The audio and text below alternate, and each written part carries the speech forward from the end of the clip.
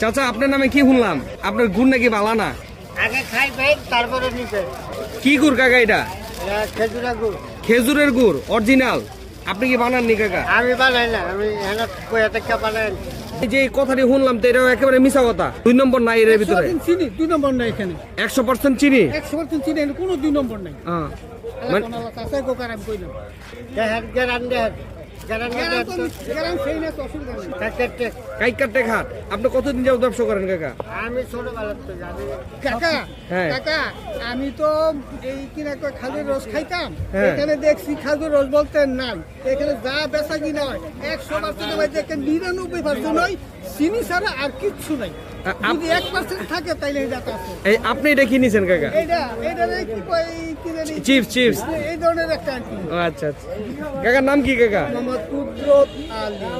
কুদরত আলী। এই এলাকারই? আমি এলাকায় আমার বাড়ি হোসেনপুর।